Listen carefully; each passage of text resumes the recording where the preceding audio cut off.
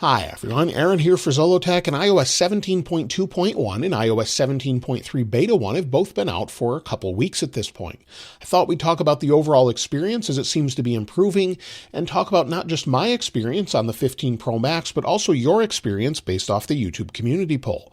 At the time of this video, there's over 16,000 votes and 210 comments, and I've gone through all of those comments to determine exactly what battery life is like for most people, as well as the experience and more. First, though, let's talk about the Apple Watch, then we'll talk about some features coming soon in 2024. Apple Watch Series 9 and Apple Watch Ultra 2 are now for sale again in the USA since this past Wednesday. If we go to Apple's website, you'll see that they're actually showing them again. You can now purchase them in the USA, and along with all of the other things such as Series 9, Ultra 2, MacBooks, and more. This is now temporary, as Apple can now sell it until at least January 15th, where different responses to the legal status of the watch will determine if it stays for sale or it's halted again. So that's a bit of an odd thing that's going on right now with that, but Apple will continue to sell it, at least at this point. You'll be able to buy it. Some people were still able to purchase it on different retailers such as Amazon, though, as well. Also, Apple continues to push toward gaming on Mac, and in a recent interview published by Raymond Wong of Inverse, there's actually quotes from a couple people on the marketing team at Apple, such as Gordon Keppen and Leland Martin. Due to the Apple Silicon transition, Apple has actually simplified the development as the CPU and GPU are combined, not only in the iPhones, but Macs and more. Apple said that this basically simplifies things for developers, and they're now taking advantage of the tools to port games over to Mac. And they've heard from very big developers such as Kojima and many more. So hopefully we see more and more games brought to Mac. However, Resident Evil 4 on the iPhone 15 Pro Max is impressive, but it's not quite at the levels of maybe if you have a gaming PC, of course. So if we go to Resident Evil 4, and you'll see with Resident Evil 4, the graphics are great, but it's not at the levels we might have on other devices as well just yet. It will get there eventually, but still it's impressive that you can run it on an iPhone. Now, if you use Amazon, so if you're using one of many Amazon's different things, such as Photos or Music or Alexa, if you're using Amazon Prime, though, and you're using Prime Video, you'll start getting ads if you don't pay more, according to Amazon. $2.99 per month is what they're going to charge so that you won't see ads in your normal TV shows and movies. I think that's a bit of an odd move, and I would rather just see them increase the price of Prime altogether, or maybe add a video tier, something along those lines, as this seems to be a bad move in my opinion. In Japan, Apple has revealed their New Year promotion. This is something they typically do every year, and basically they celebrate it with a special AirTag and maybe some other things. In celebration of the New Year this time around, if you purchase an Apple product, customers can get a free gift card up to 30,000 yen, or about $212. And also, if you do purchase something from Apple in Japan and are among the first 50,000 customers who purchase an iPhone 14, 14 Plus, iPhone 13, or third generation iPhone SE, you'll get a limited edition AirTag here. So that's something that it's the Year of the Dragon AirTag. If you're interested in that, it's available now if you're in Japan. Let me know if you've picked one up in the comments below. Apple is also opening new stores up in Los Angeles, Atlanta, and elsewhere. So if we go over to Mac Rumors, you'll see that they're opening them up in Toronto as well, and these will be planned probably for next year. Hopefully we get some great stores. We've had a new one open up recently near me in Charlotte, which is really great also to replace the Northlake store. So it's great to see all these new stores opening up, and hopefully we'll get some sort of specialized stores where they have sort of a look like we have in New York and other large areas as well. Now, as far as new features coming in 2024, well, we already know about a couple of them with iOS 17.3. If we go into our settings, under Face ID and passcode, if we scroll down, we have stolen device protection. Now, I have this enabled, but I would warn against actually enabling it, as it's caused some people problems if they want to get their devices serviced at the Apple Store. If they turn it off and it senses you're not in the location where it's sort of secure or it recognizes, it may make you wait an hour to turn this off before being serviced. That's something one of you actually said in the comments. We'll take a look at a little bit later, where you had issues with this. So I would just caution against that, but it is a great feature altogether, and it will release with iOS 17.3. Of course, we have collaborative playlists, so if we go into our music, go into browse, or go into our library, then playlists, you'll see my test playlist here with collaboration. You can add additional users, and it's just a great feature that I'm surprised didn't release with iOS 17.2. Also, we expect some new features such as side loading. This may come with iOS 17.3 or later on, but also Japan is now bringing an antitrust issue against Apple to force them to allow third-party apps and app stores. So whether or not this is open worldwide is hard to say. We know it will take place in the European Union, but at this point, we should see some sort of side loading in the future, sometime in 2024. Also, we're waiting for AirPlay access across different hotel TVs. This would allow us to watch videos securely transferred from our device without having to set up a separate account or having different access to things, or even the hotel gaining access to your own data. So that's something that we can expect in the future in 2024.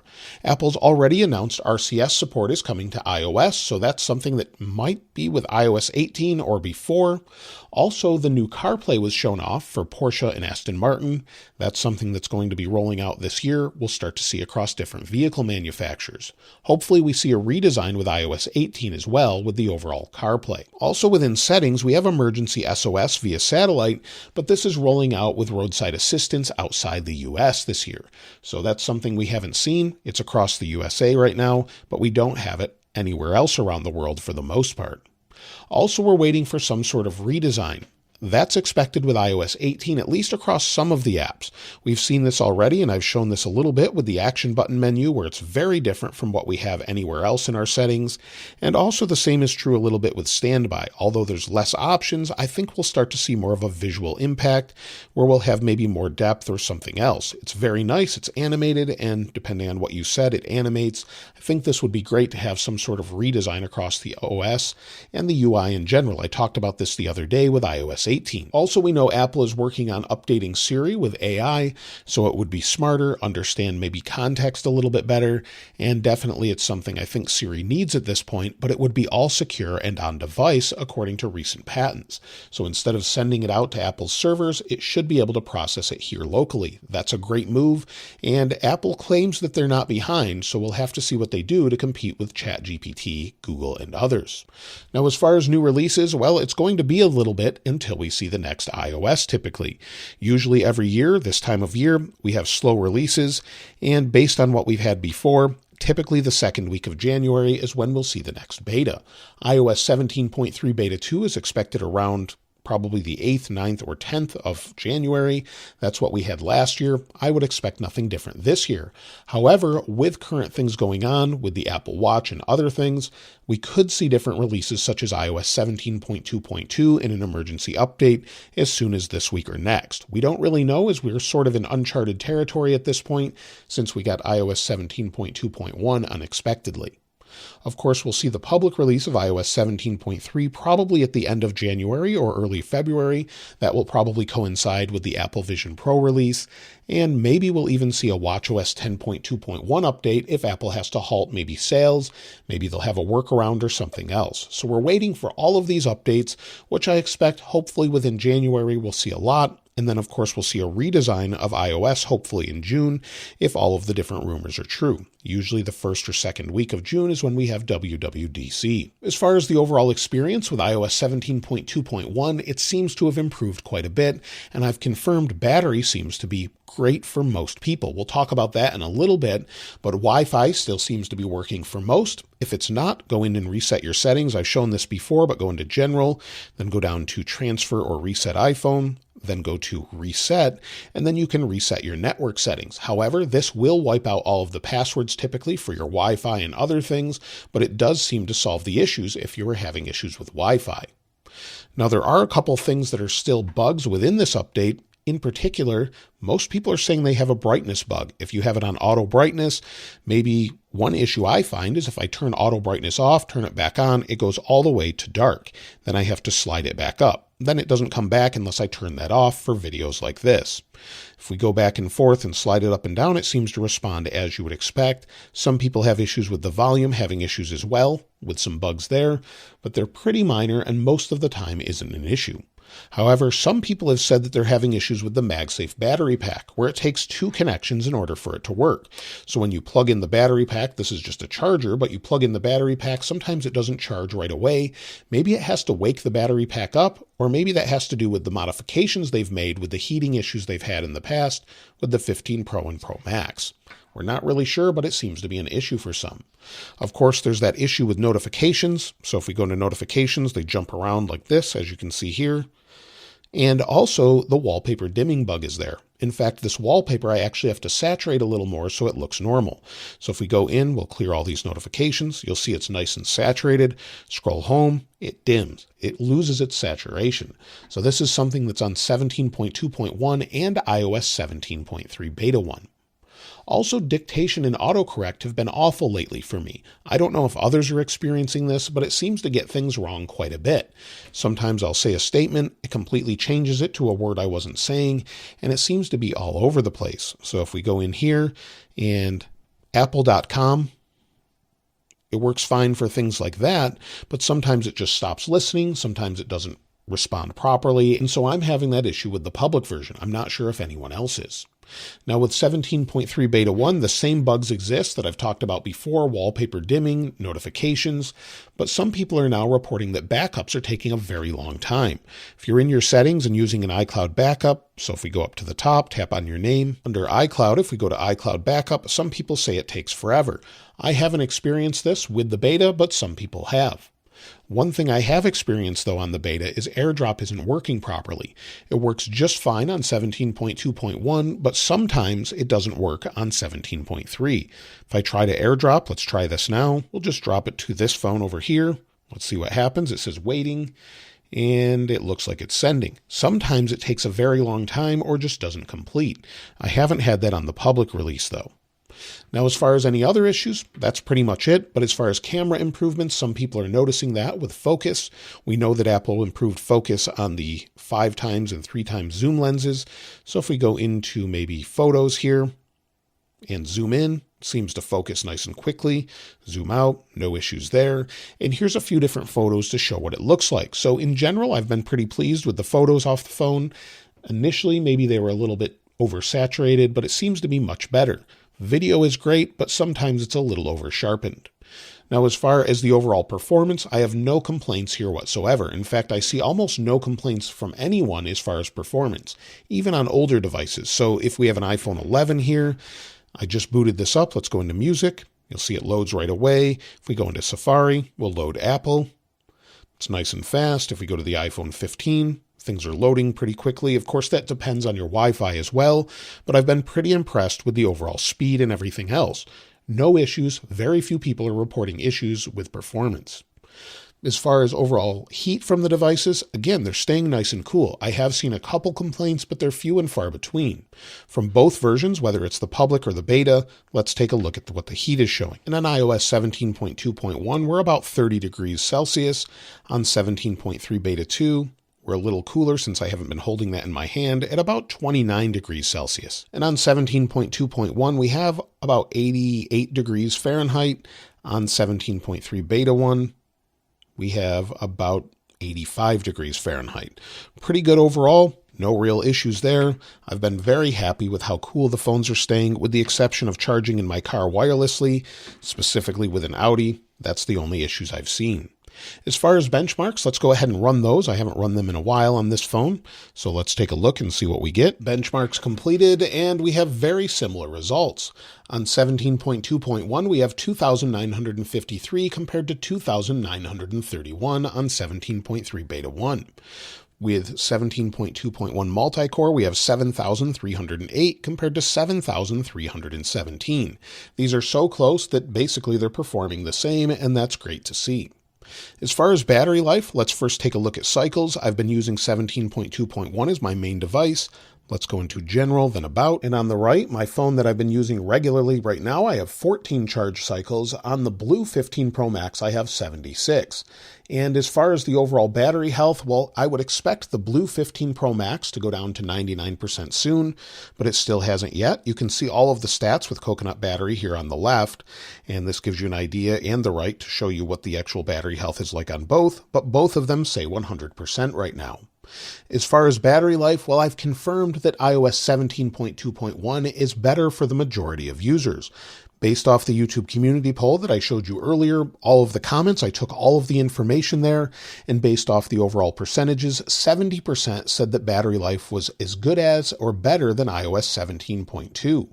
However, 30% said it was worse. So 70% is much higher than usually the 50 to 55% we normally see with that. So I've confirmed it's better for most, not everyone, but most people. With iOS 17.3 Beta 1, though, I could barely get through a day. So if you're on the beta, you may have poor battery life, but that's to be expected with that. However, with 17.2.1, my battery life has been pretty good. Yesterday, I had 5 hours and 7 minutes of screen active time, 3 hours and 9 minutes of screen idle time, and used 75% of my battery without charging. That's pretty good, giving me around 9 hours of screen on time, maybe 10 if I continue to use it. Today, I have 1 hour and 48 minutes of screen active time, and I've used about 15% or 16% of my battery. It's been working very well lately, and I'm pretty impressed with it. As far as someone else's battery, let's take a look. Abhishek sent in his battery life. Now, this is on an iPhone 11 Pro Max with 83% battery health. So he's had 4 hours and 14 minutes of screen on time, 1 hour and 56 minutes of screen off time, and used 75% of his battery. So that's pretty good. You'll see 7 hours and 6 minutes of screen on time, and still, again, about 90% of his battery. So pretty good for an 11 Pro Max. I'm pretty happy with iOS 17.2.1, and it confirms what many people are saying. As time goes on, things stop processing in the background. It really seems to be pretty good overall. I also haven't heard any complaints from my wife or family using this, that it seems to be working just fine this time around. So if you're wondering if you should install iOS 17.2.1, I absolutely would. Along with that and the security updates, it seems to be a pretty stable update overall. That doesn't mean it doesn't have any issues, but it seems to be pretty great. As far as iOS 17.3 Beta 1, I would skip that for now and wait until Beta 2 comes out at the latest, or maybe Beta 3 or the final version if you're worried about bugs or battery life. Now let's take a look at what you had to say in some of the comments. LYF6626 says, 17.2.1 seems to have sorted out the overheating issue on my 12 Pro Max. Really happy about that. AppleTech6326 said, 17.2.1 has been very good for me on battery life on my 15 Pro Max. Haven't experienced any issues with it. The one issue is the wallpaper bug where the home screen is more dimmed and washed out compared to the lock screen. Sanjay V. Menon 1298 says, hi Aaron, been using 17.2.1 on a 14 Pro and overall everything is very smooth and battery life is good, but the brightness toggle glitch in the control center is still there for me. Other than that, everything is fine. Love your videos. Thank you. Michael Carter SI2YH says, 17.2.1 using 14 Pro Max and my phone is no longer getting hot and no change in battery life. Jason P. Hutton says, 17.3 major flaw, tried to turn off Find My on my phone at an Apple store and was forced to wait an hour due to stolen device protection. Very annoying. If it is my phone and I have my face and Apple ID and password, I should not be locked out for an hour. Left the store without service. Annoyed. I know it is a beta, but still very annoying. Maybe Apple stores should be automatically trusted locations for stolen device protection, since they always make you turn off Find My for service. Jay's Tech says, iOS 17.3 Beta 1 on my iPhone 12 Pro Max. So far, everything seems smooth, including battery life. I have not encountered any bugs yet. I think this is the most stable iOS 17 beta yet. So that's everything this week with iOS 17.2.1 and iOS 17.3 Beta 1. Maybe we'll get a surprise update, but it seems like we've still got a couple weeks left to wait. Let me know your experience so far on either of the versions and what device you're using, and if you found any additional features, I'd love to hear from you in the comments below. I'll link this wallpaper in the description like I normally do, and if you haven't subscribed already, please subscribe, and if you enjoyed the video, please give it a like. As always, thanks for watching. This is Aaron. I'll see you next time.